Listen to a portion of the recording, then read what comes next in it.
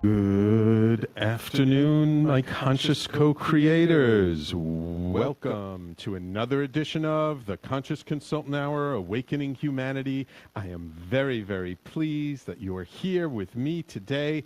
Oh, especially today, we've got a really interesting guest in studio. I'm so thrilled to have her here. And I'm really looking forward to it. So we're going to start off with our quotes of the day from the universe and from Abraham. I'm going to go through these really, really quickly. Wow, we've got tons of Facebook live stream watchers already. Joe, Mary, Ellen, Alice, thank you all for joining us. So let's get started. First, from the universe. If you were to be given some wicked power tools, plus a hammer, chisel, and axe, to craft, carve, and shape the life of your wildest dreams, if this were actually how you could get your groove on, I bet you all the money in the world that you'd be really, really careful with each of your bangs, buzzes, and chops. Huh? I mean, we both know how much you have riding on the line, right?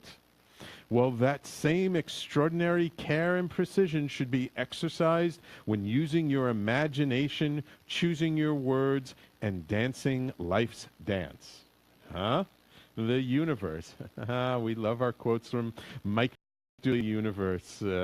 I think just trying to chide us on and remind us how important being mindful of our imagination, of our words, I'm real big, language, envisioning our future, those things that really create our life in a more, shall we say, energetic way, how important they really are, yet they're very easy to forget, like the power that lies behind them. So a wonderful quote from the universe. I really like this one. Ooh, power tools. It has power tools in it.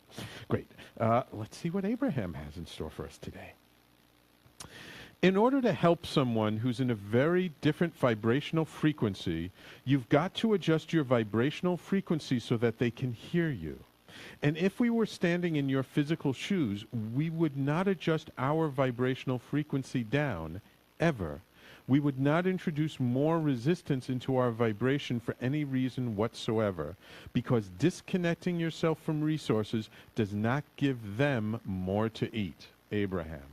So this quote, and there have been sort of some other similar quotes to this, Abraham is saying, and this is one I believe very strongly in, it's like you can't bring yourself down so that other people can hear what you're saying, because it doesn't do you any good. I mean, yes, and it's kind of like that whole thing of when you're too disparate, you're too separate.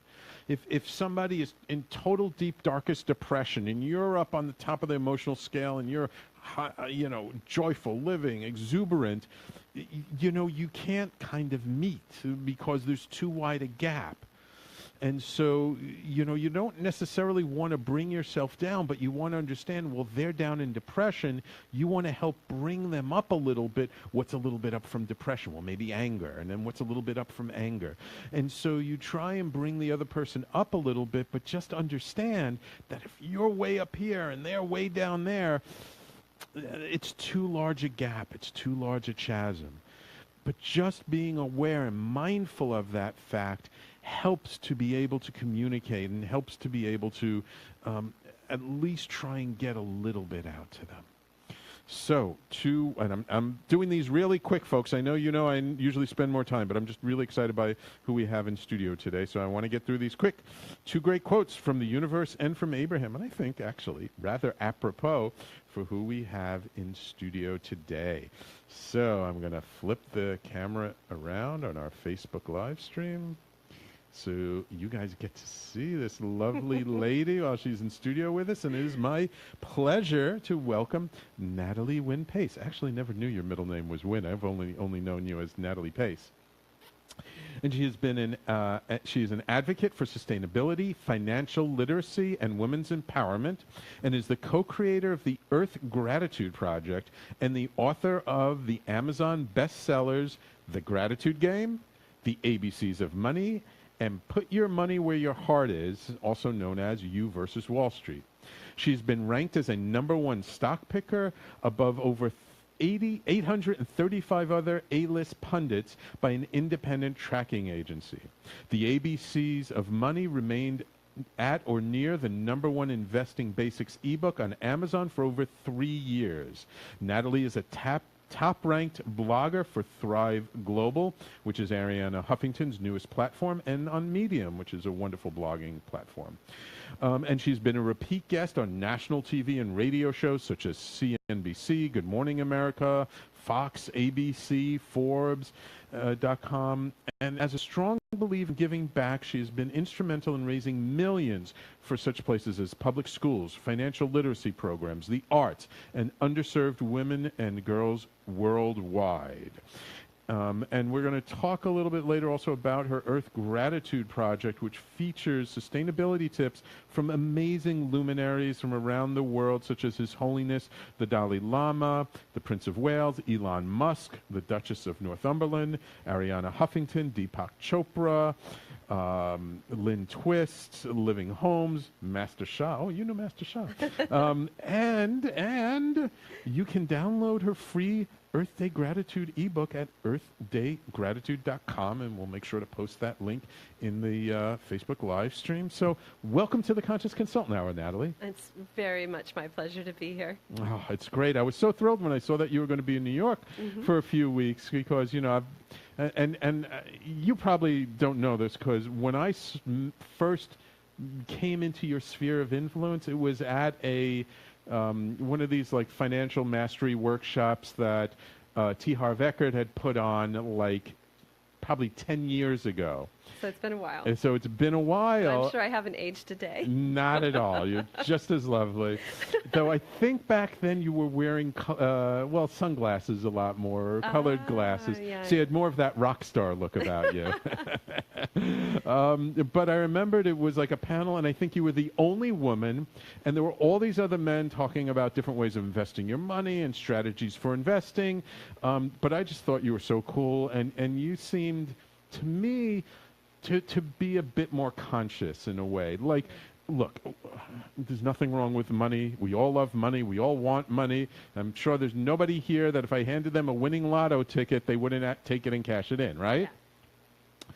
But it's what do we do with it, and how do we be really conscious about using those resources in a way that's not just about buying a bigger home and a yacht and a helicopter, but really doing some good with it as well.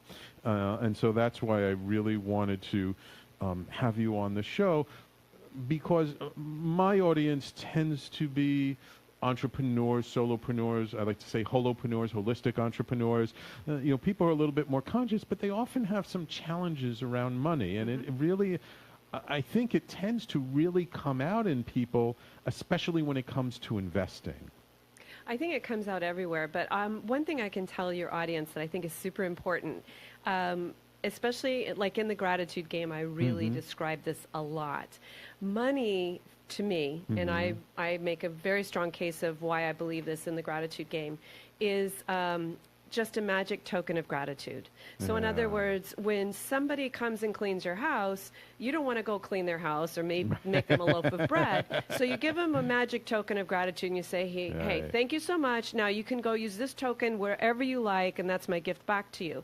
And if you go back to the cave, that's really where it all originated. Then that can kind of also blow your mind out a little bit even more, because money is not the only magic token of gratitude that we can give. Right. Especially if you're an entrepreneur, you can give your time and you can give your talent. So like when you're talking about my resume, one of the things that's the most valuable in it is that I have raised so much money for you know, sustainability and causes. That's actually very it's a bit narcissistic to me, because I believe that charity is the best networking, and every single business endeavor that I've ever done has always been born out of my charitable contribution. So, like, let's just take as one example, Earth Gratitude Project. Like a lot of people say, well, how in the world, that project is 2 years old. So how in the world did I go from 0 2 years ago to having the Dalai Lama, Prince of Wales, Elon Musk, Ariana, Earth Day Network, all, Climate Reality, all of these various organizations contributing, and the answer is charity. I started my charitable contributions to sustainability in 2002. So all of these people have, in one way or another, either met me directly, I've been and toured their, whatever it is that they're the visionary of, make sure it works, because I believe that, there are a lot of concept drawings in sustainability. So I always wanted to make sure that whatever it was I was featuring, I had, really tested, and I had witnessed firsthand, so that I wasn't just doing a concept drawing. Right. Gotcha. Yeah, there's a lot of theory out there. It sounds real good. When you try to actually implement it, it's always a different story. And boy, is that true with money. And right now, just want to say to everyone listening out there, I have never seen more shysters and scams in my entire life than is happening right now. So you really have to be careful today. Okay, good. I got a few questions about a few different things around that. But first, we only got like about 3 minutes before we go to our first break. I do want to ask about, how did you become known as like this stock picking whiz? I mean, like when you were a little girl, were you like going through all of the stock tables in the New York Times or something? I mean, like, how did that come to you?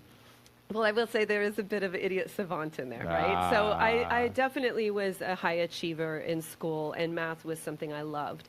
And I'm also was a concert pianist, and that exercises that part of your brain. But having said that, my degree is in English literature.